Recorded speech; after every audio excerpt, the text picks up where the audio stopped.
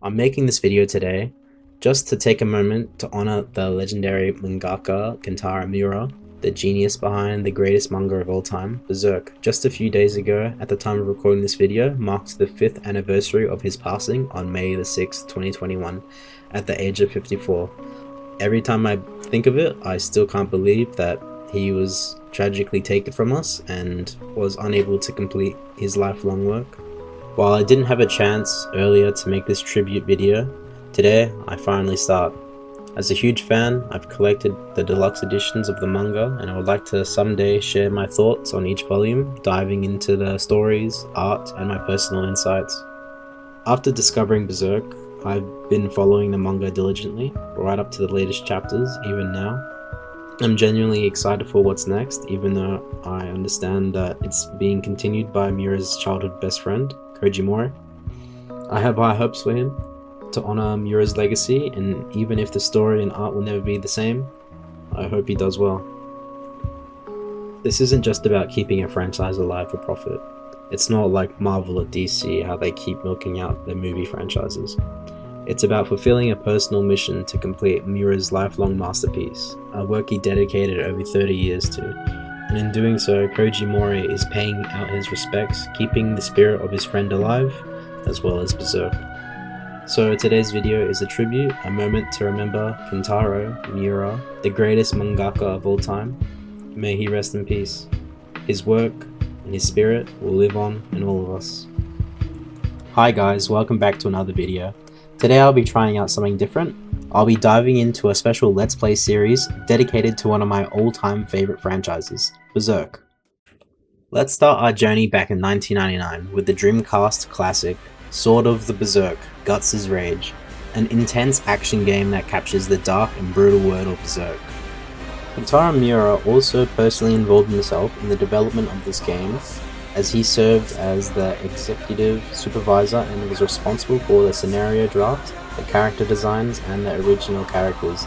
The game itself is set between volumes 22 and 23 of the Berserk manga, though the story is generally considered non-canon to the main series. Here are a few fun facts about the 1999 Sega Dreamcast game, Sword of the Berserk. It is also known in Japan as Berserk Millennium Falcon Arc Flowers of Oblivion Chapter. The game is considered non-canon as it is a standalone game, complete with original content such as characters, plot points, and settings of the story. Personally, I believe the game is a part of the main canon as it has many references to the main story within the game, such as the god-handing Griffith being mentioned but unfortunately not being showcased. While I personally believe it is canon, I will admit it does have some conflict with the main story, such as Guts and Casca's relationship being far more emphasized, as well as the game's characters, antagonists, and events aren't mentioned in the manga. While the story of the game itself has a few contradictions with the main timeline of the manga, I would assume most fans also believe this game is canon, as it could have taken place within the story but off screen, before Guts and his later companions join him on his journey.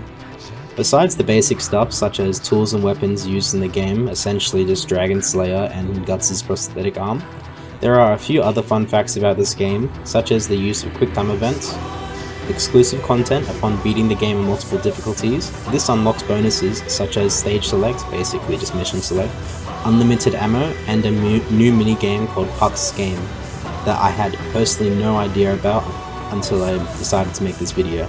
Lastly, this game's voice acting was highly praised for the time of its release, for its professional quality, and that about does it for the fun facts. The only other thing I can think of is how Kentaro Miura created this game in a way to drive people to be interested into the story, leading them to get into the manga, as it is the original source of what the game was based off.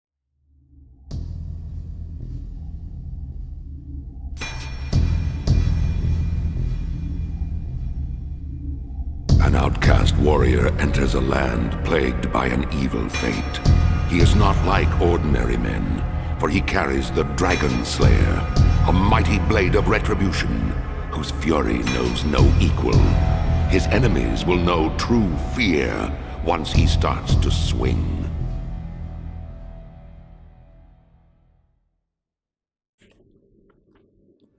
As part of my commitment to show my dedication to the creator of Berserk, Kentaro Miura, I plan on playing the 2 other Berserk games. These are the 2004 PlayStation 2 game, Berserk, the Millennium Falcon Arc, The Holy Demon War. This game brought the story to life with its crisp retro PS2 graphics that I absolutely adore.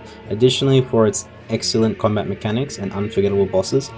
Unfortunately, I never had a chance to play this game. However, I am aware of its greatness, especially for also being on the greatest and most sold console of all time, the PlayStation 2. And another reason for me never being able to play this game was because of its Japanese only release, meaning it never got an English translation. Fortunately, the worldwide fans of Berserk have made fan translations from Japanese to English text only. I don't believe they changed the voice dubbing of this game, but I'll have to find out when I get up to playing it. Also, I would like to mention that this game takes place after the Tower of Conviction and ends on the Hill of Swords where Guts meets Griffith and Zod after the eclipse. Here are a few more fun facts I didn't mention. The Berserk Millennium Falcon Arc, The Holy Demon War, is a PlayStation 2 exclusive developed by UK and published by Sega Sammy that is widely regarded by the fans as the best game adaptation for the manga series. Now, for the manga author's involvement, the game features a side story written directly by Kentaro Miura himself, the creator of Berserk manga, which weaves between the main narrative to strengthen the story's themes, meaning he created a little side story inside of the game that I had no idea about until I decided to do the research for this video.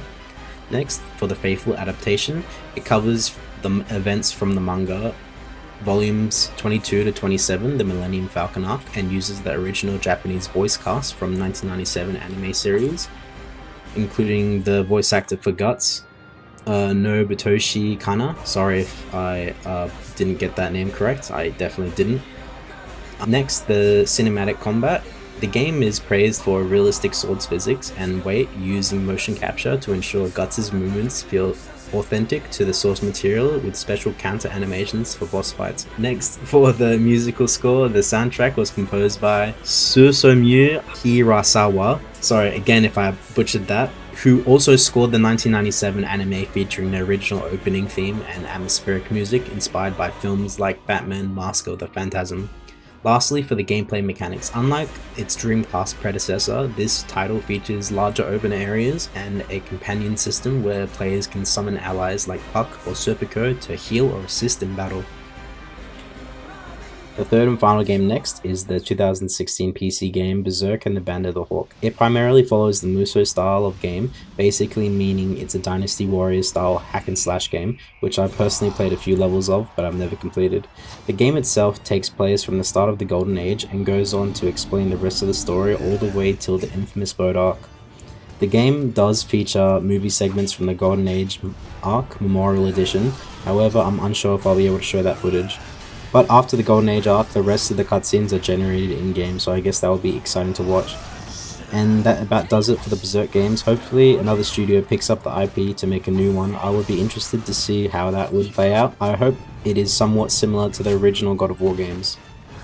In terms of story coverage, the game covers the major arcs from Kentaro Miura's Berserk.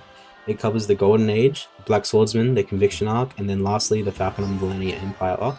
And then it ends off just at the beginning of the boat arc, Notorious. In terms of cinematic integration, it utilizes approximately 120 minutes of footage from the Golden Age Memorial Edition movie trilogy. After the Golden Age, it is intercut with a 3D in-engine game cutscene, continuing on from the Golden Age. Combat mechanics, the core gameplay revolves around a frenzy gauge that when full allows characters to enter a powered up state. Defeating enemies in this mode collects lost souls to charge a death blow attack, which select characters can undergo a transformation for a temporary high damage moveset, or they can just use it for a big damage ability if you don't have a transformation. Now next, for gore and censorship, the Western PC release features human dismemberment and higher gore levels compared to the Japanese version, which adheres to local regulations by excluding human limb severing. Players can adjust the gore settings in the game, but the game itself still retains a dark fantasy theme. In terms of character roster, Guts is a primary protagonist of the game, but players can also control numerous other characters, such as Griffith, Casca of course, Nosferatu Zord, Wild, and I believe he can also control Skull Knight. Also for the Endless Eclipse, there is a mode on the game which has a 100 level of floors worth of enemies. It's just the Ganishka tree, and that basically you get DLC content after you complete the game. You can also unlock a new end cutscene where Griffith transforms into Femto, and that's about it in terms of fun facts. So that's it for Berserk games. While I'm excited to start, for now I just wanted to make this tribute video to honor the legendary Kentaro Miura. While I wasn't able to make this video at the right time, a couple of weeks have passed since then and some positive news has come alight. Young Animal has announced on its next issue 12 that it will feature Berserk chapter 384 and will be published on June 12th. This is very exciting news since it has been 8 months since the last chapter, 383, has been released. The teaser for the chapter reads, "What will Guts see sealed in the shrine in the darkness?" Hopefully the English translations come shortly after the release, and we'll be able to know what happens next since Guts has entered the almighty clamshell. Only time will tell, but I have to say this chapter will be known for its major cliffhanger, then to leave the audience absolutely dry for 8 months, leaving us questioning, theorizing, and hoping for the evolution of Guts and the future continuation of the story. May Kentaro Miura rest in peace. The dedication he put into his work has reached millions of people worldwide and has influenced many great franchises. Berserk is the legacy that Kentaro Miura left behind, and his lifelong best friend Koji Mori shall carry that legacy on till the very end.